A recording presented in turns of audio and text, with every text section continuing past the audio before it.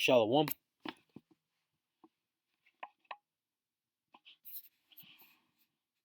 Call Halimla Yahweh Ba'Hashem Yahushai Ba'Hashem Rakakwadash.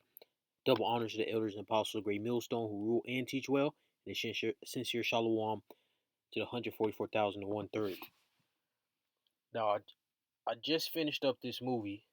I used to I watched a couple of them when I was younger, but as a child, some of your memories are pretty vague. So it's good to brush up on things like the scriptures, certain prophecies, certain breakdowns. It's good to brush up on it. So I'm watching them in order, Final Destination. And of course, with my spiritual eyes now, I can see certain things in these movies, these films that are connected some way into these scriptures and to the walk of the hopeful elect. So I believe you wholeheartedly should watch these films, at least the first one, I should say.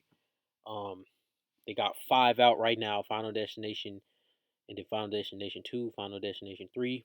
And the fourth installment is The Final Destination, and then Final Destination 5. So that's 5 films out right now, and then they're coming out with a sixth one, Final Destination Bloodlines, comes out next year. And a quick little summary, minor spoilers, it doesn't really ruin the movie what I'm going to explain. In the movie, all right, the main character, he has the ability to see the future and see deaths, see people die, and that helps him to survive and aid who he wants to aid to also survive the coming disasters. And ironically enough, the people in the movie that were prideful got put down. So let's dive into the scriptures that line up with this movie. I'm gonna start off with, and this lesson is not gonna be too long.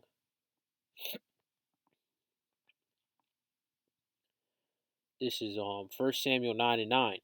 Before time in Israel, when a man went to inquire of the Most High, thus he spake, Come, and let us go to the seer. For he that is now called a prophet was before time called a seer. So the prophets were called seers before they were called prophets. And seer and prophets essentially mean the exact same thing.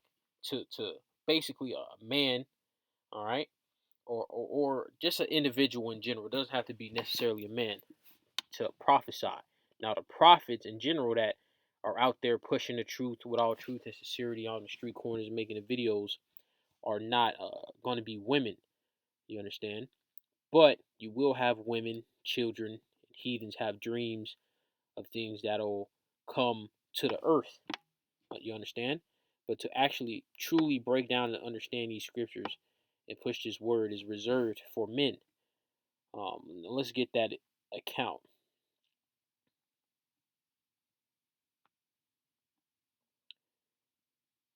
This is Joel 2:28.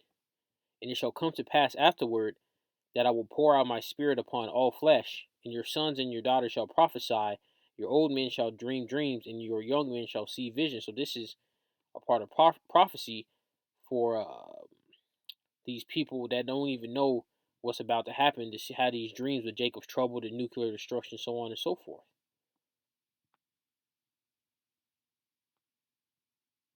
Now let's get this account right here.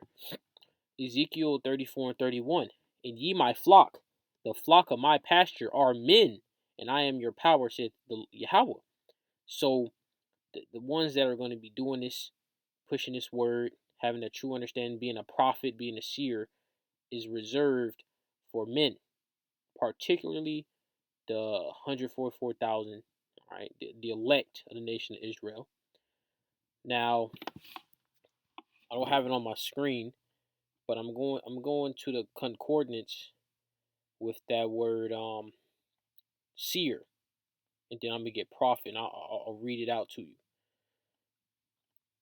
So I'm in the concordance right now for the word seer, and it means a seer, prophet, a vision.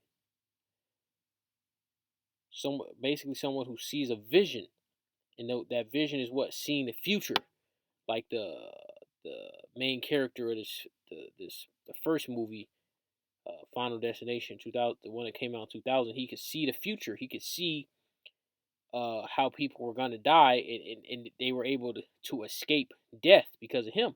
And that's what a prophet is doing, is essentially allowing the elect to be unlocked to escape death or escape judgment in general. Because you will have some of the elect be put to death, but they will be risen up during Yahweh return first over the elect that are still alive. Now let's go into that word prophet.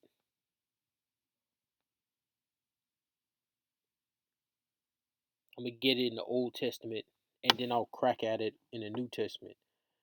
So the word prophet right there, a spokesperson, a spokesman, speaker, prophet, one who inspired man. You understand? An inspired man who, as actuated by divine affiliatus, either rebuked the conduct of kings and nations or predicted future events. Right? So when you look at this movie, Final Destination, it's basically based upon the scriptures. How else could whoever made this film, Esau, Jake, whatever, whoever made this film, you can see right here, after avoiding their foretold death seen in the visions, after what? Impending major disasters, which is going to be in Jacob's trouble. All these people's getting put to death in insane ways, back to back to back. And that's how Jacob's trouble is going to be. Let's go to Psalms. Psalms 91 and verse 7. 1,000 shall fall at thy side, and 10,000 at thy right hand, but it shall not come nigh thee. So if you're part of the elect, you're going to escape these final destination type judgments, man. The nuclear destruction, the snares that Esau is going to lay, all that. It's going to be avoided by the elect. Because that's how the Heavenly Father set things up. Now let's end this off in 1 Corinthians. 1 Corinthians 14 and 37. And it reads, if any man think himself to be a prophet or spiritual, let him acknowledge the things that I write unto you are the commandments of the Most High. So guess what? What's everything that is written is what? For our betterment. All right? It's sound advice from the Heavenly Father himself. Because the spirits, the scriptures is inspired by the Heavenly Father. So yeah, check out this movie, Final Destination. It's a real good movie. With some parts in there that are just off, but for the most part, overall, it was enjoyable for me, and I'm pretty picky when it comes to fiction. With that, I say shalom.